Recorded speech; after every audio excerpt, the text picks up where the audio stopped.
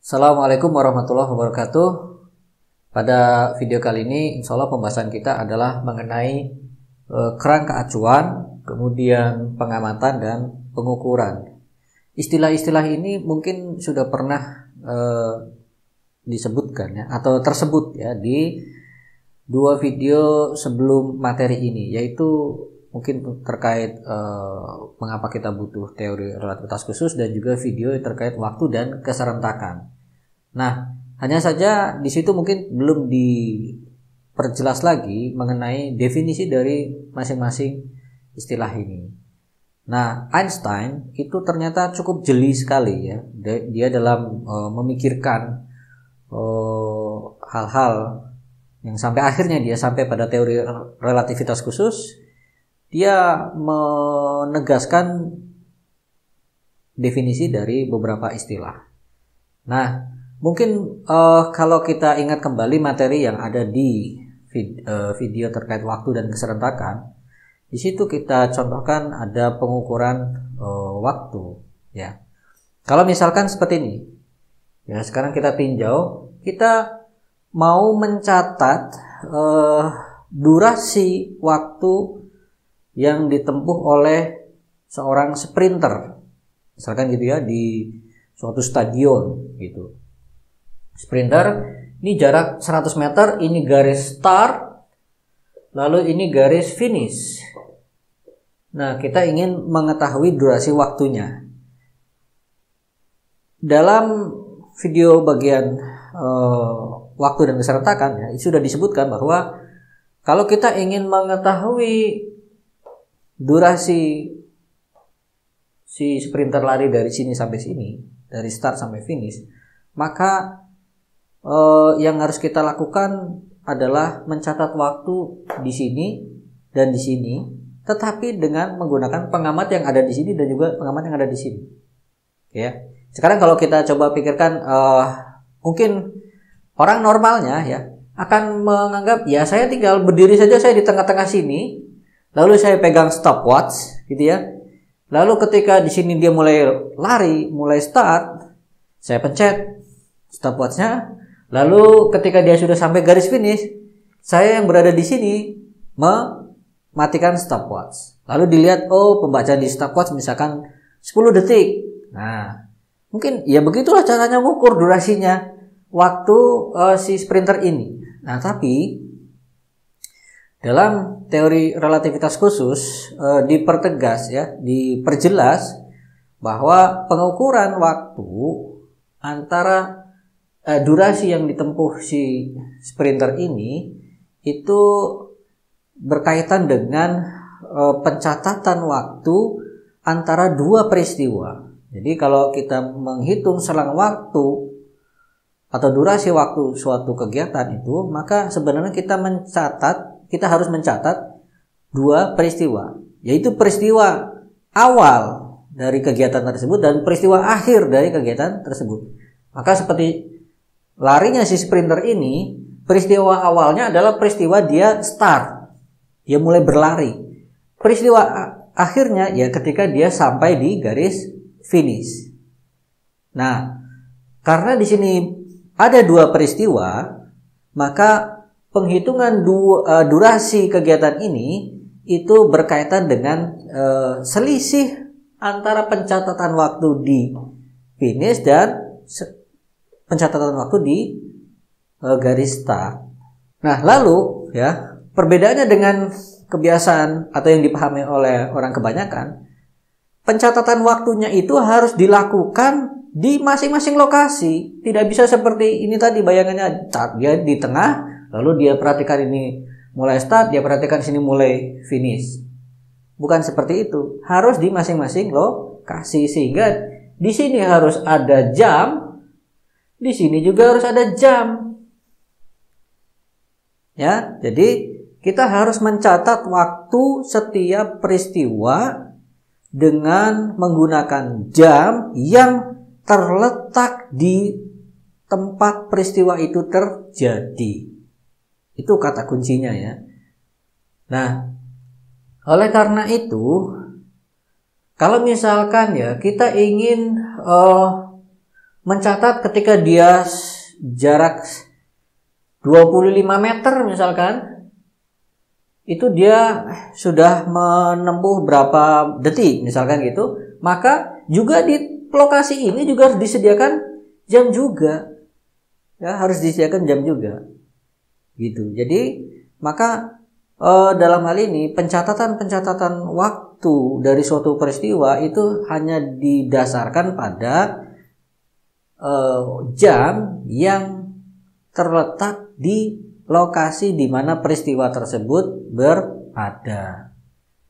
Ya, sehingga pengamatan, misalkan kita berbicara pengamatan pergerakan seseorang seperti ini printer ya. Setiap titik kita ingin mencatat waktunya, sehingga nanti misalkan kita mau membuat grafik, ini jarak, ini waktu, lalu ini jarak, misalkan gitu. Maka setiap lokasi ini kita harus meletakkan jam. Jadi di setiap lokasi sini kita letakkan jam. Nah, nanti kita catat ketika dia sampai di sini, maka itulah peristiwa dia sampai di situ. Nah, waktunya kapan? Ya dilihat jam yang ada di situ, bukan jam yang ada di sini. Ya, sesuai dengan lokasinya di mana peristiwa tersebut terjadi. Terus seperti itu kita catat.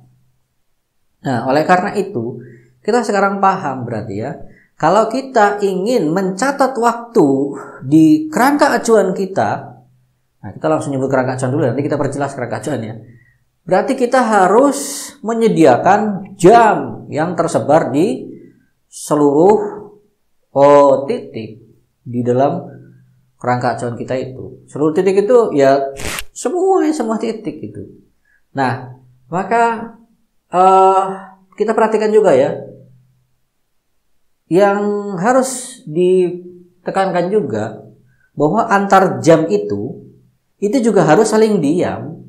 Jadi misalkan ini di garis start, ini di titik 25 meter dari garis start.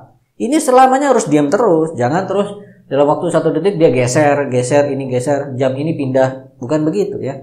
Jadi semua jam itu terletak di setiap lokasi, lalu tersebar di berbagai lokasi, lalu terus mereka semuanya saling diam satu dengan lainnya.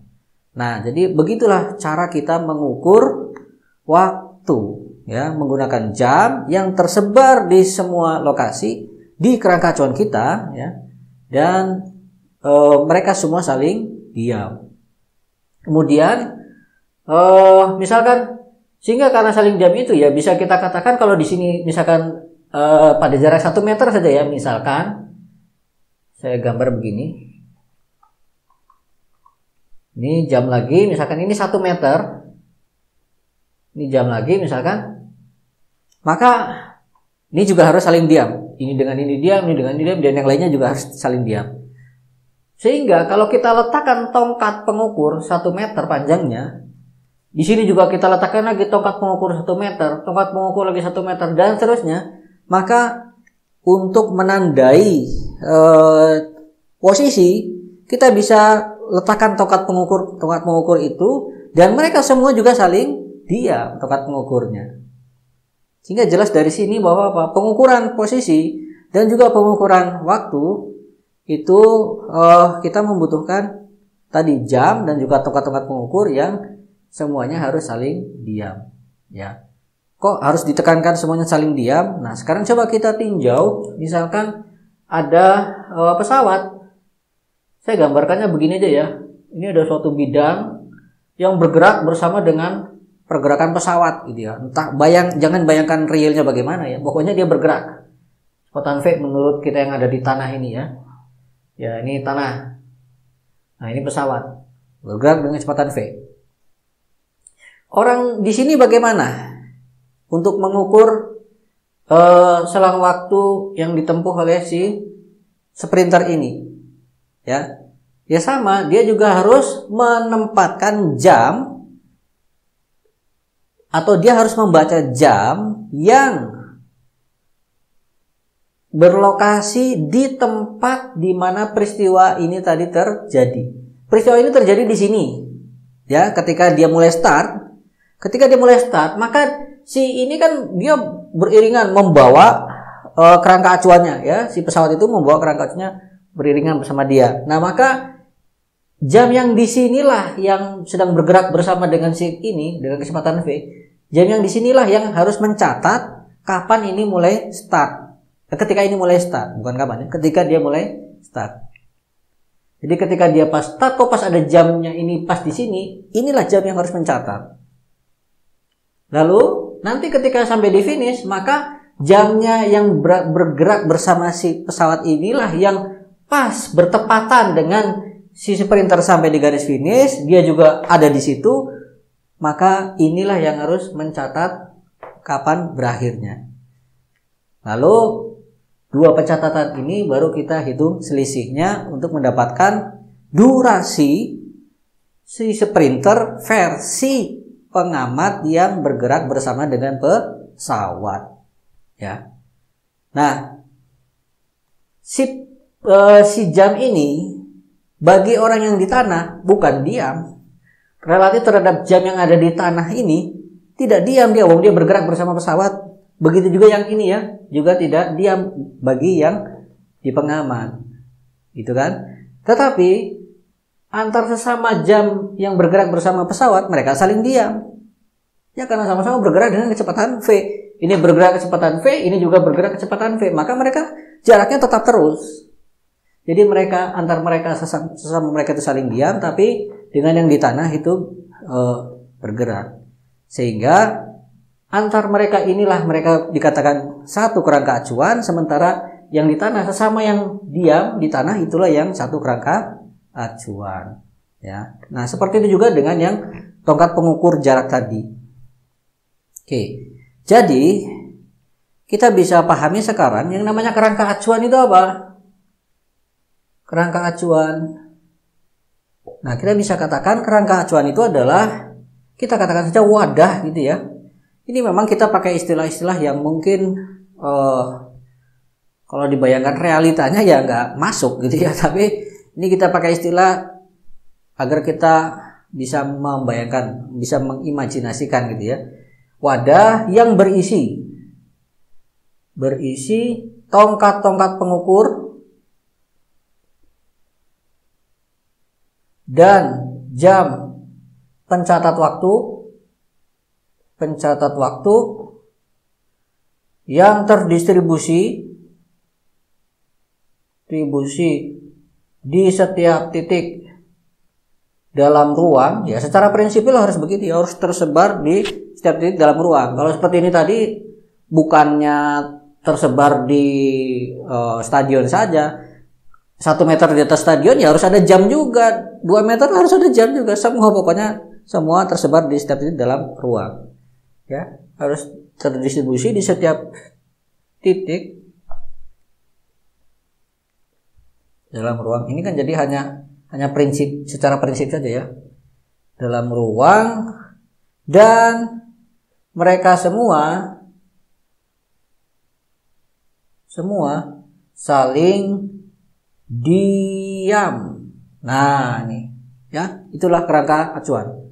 Penting ya, harus kita sadari bahwa mereka semua harus saling diam kalau mereka berada dalam satu kerangka acuan yang sama.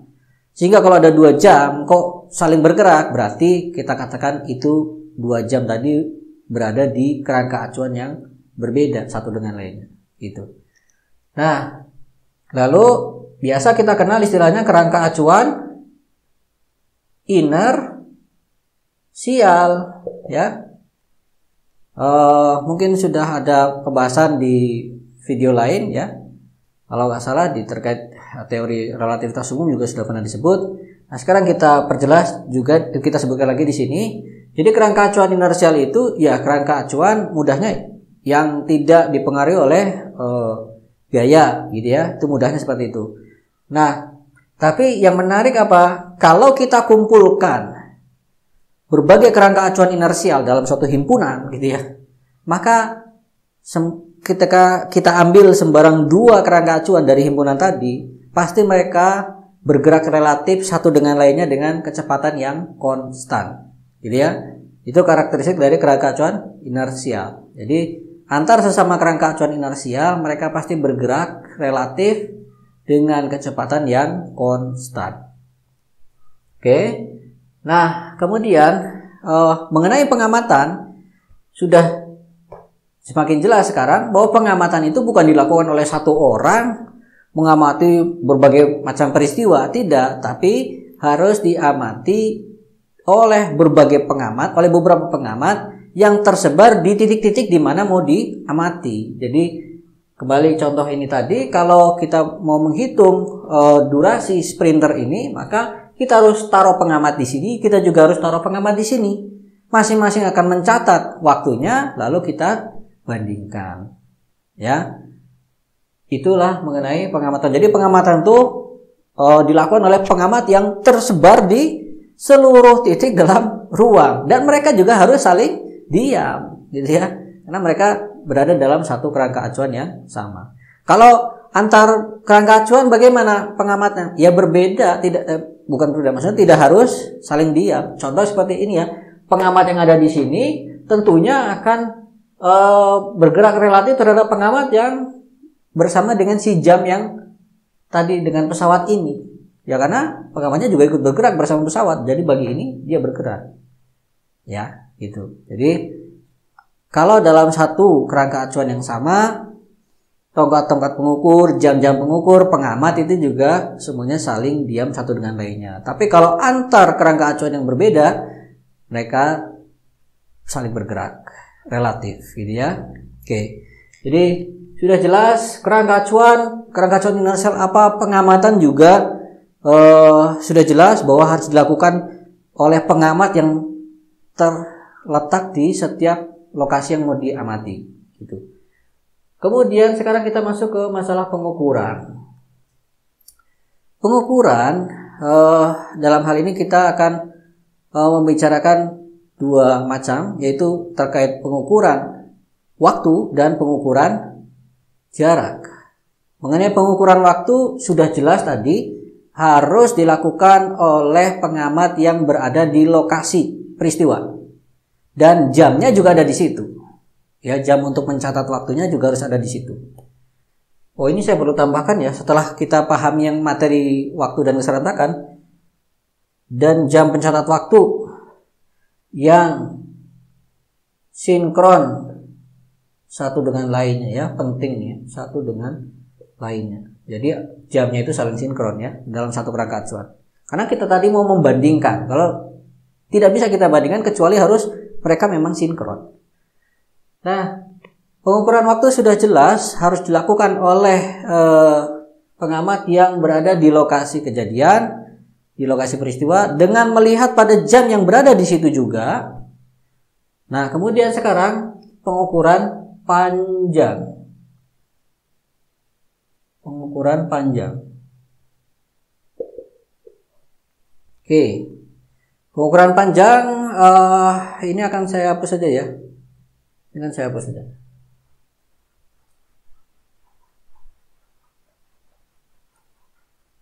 Oke. Ini juga. Nah, Einstein itu ternyata juga cukup jeli ya dalam hal mendefinisikan pengukuran panjang. Sepintas bagi kita, kenapa juga sih harus diotak-atik lagi itu pengukuran panjang, gitu ya. Nah, saya akan menggunakan alat peraga ya. Saya coba ambil dulu. Nah, ini dia. Saya punya ini nih, penyedot solder ya. Nah, misalkan saya mau mengukur panjang alat ini. Oke. Maka Einstein itu dia menyatakan pengukuran itu kita bagi menjadi dua kategori. Yang pertama, benda diam terhadap kerangka acuan. Yang kedua, bendanya bergerak terhadap kerangka acuan. Ya. Jadi kita bagi menjadi dua jenis, yaitu kalau bendanya bergerak bagaimana, diam terhadap kerangka acuan bagaimana cara mengukurnya, kalau bendanya bergerak bagaimana cara mengukurnya. Nah, sekarang kita yang benda yang diam terhadap kerangka acuan. Contoh seperti saya sekarang ini, misalkan ini saya tempel di sini, Ya, saya solasi sini. Maka bagi saya ini benda ini diam terhadap kerangka acuannya saya sekarang ini. Sehingga saya akan mengukur, caranya adalah seperti kata Einstein, ya ukur saja seperti biasa. Gampangnya kita ambil meteran, ukur, sudah ketemu panjangnya. Ada yang aneh nggak? Ya seperti biasa kan. Nah, tapi secara prinsip ya kalau kita mau sebutkan prosedurnya lebih detail, maka kita akan tandai kedua ujung ini, lalu kita tentukan dia itu berada di koordinat berapa. Misalkan saya buat ini sistem koordinat, ya, saya buat sistem koordinat ini sini. Nah, misalkan seperti ini. Lalu ini misalkan X, ini misalkan Y, begitu. Maka gini.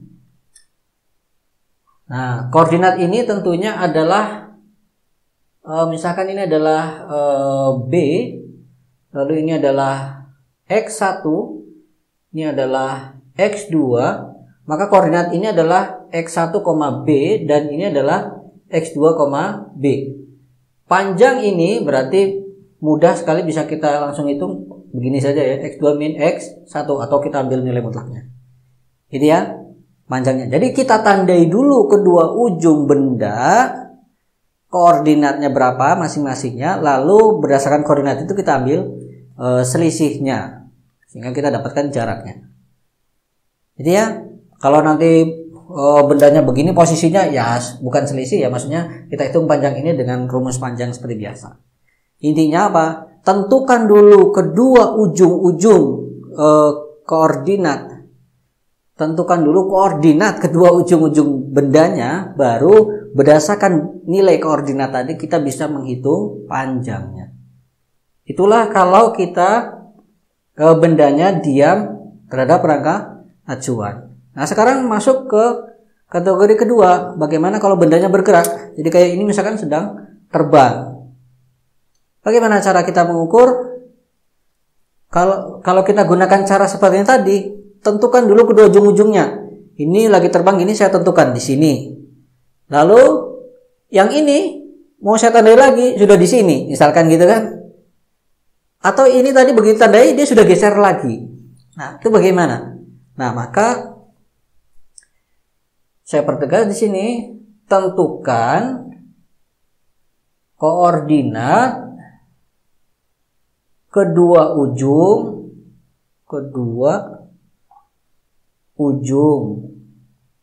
benda pada waktu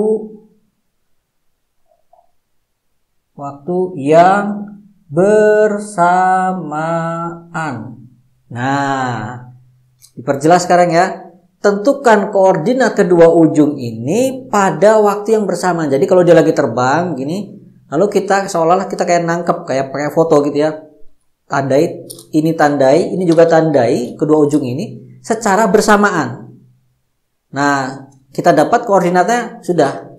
Ini mau lanjut ke sana terus bukan urusan kita. Yang penting kita berhasil menandai ke lokasi kedua ujung itu dimanapun dia sedang berada. Yang penting kedua ujungnya itu ditandai pada saat yang bersamaan. Jadi di sini bisa, sedang di sini bisa, sedang di sana bisa, dan seterusnya. Ya, yang penting tandai kedua ujungnya, di situ kasih koordinatnya pada waktu yang bersamaan. Ya. Nah, jadi dengan begitu kan kita tidak ada alasan kalau pas lagi nandai yang sini, terus nandai sini, dia kan sudah geser ke sana. Ya, kalau waktunya berbeda, kan gitu kan. Tapi kalau waktunya bersamaan, ya kita harapannya akan mendapatkan panjang yang seharusnya, yang kita harapkan gitu ya. Gitu. Nah, kaidah ini ditegaskan oleh Einstein ya, sebelum akhirnya dia sampai pada penjabaran secara lebih jauh terkait teorinya itu. Nah, mungkin sepintas bagi orang itu apa yang masalah? Kok sampai seperti itu harus dipertegas lagi gitu. Ternyata konsekuensinya nanti cukup jelas sekali. Ya, bahkan konsekuensinya itu mungkin tidak atau susah diterima gitu ya. Padahal itu semua berasal dari kesepakatan-kesepakatan ini yang alamiah, kesannya begitu ya, ini alamiah, memang begini kalau kita mengukur kan gitu. Ya.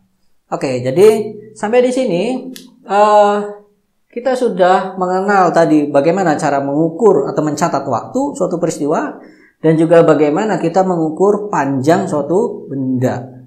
Ya. Kalau bendanya diam, ya ukur aja seperti biasa, sebagaimana kita biasa mengukur benda di laboratorium, gitu ya. Kalau bendanya sedang bergerak, maka kita harus bisa tentukan dua koordinat ujung-ujungnya pada waktu yang bersamaan, gitu. Oke, jadi berbekal definisi-definisi ini dan juga tadi kesepakatan-kesepakatan tadi, seolah nanti materi berikutnya kita akan mencoba menurunkan transformasi Lorentz berangkat dari postulatnya teori relativitas khusus, dan transformasi Lorentz itulah sebagai pengganti dari transformasi Galileo. Ya, sebagaimana mungkin sudah disinggung di beberapa video materi sebelum ini, kita harus mengganti transformasi Galileo. Baik, untuk pembahasan kali ini saya cukupkan sampai di sini. Terima kasih. Assalamualaikum warahmatullahi wabarakatuh.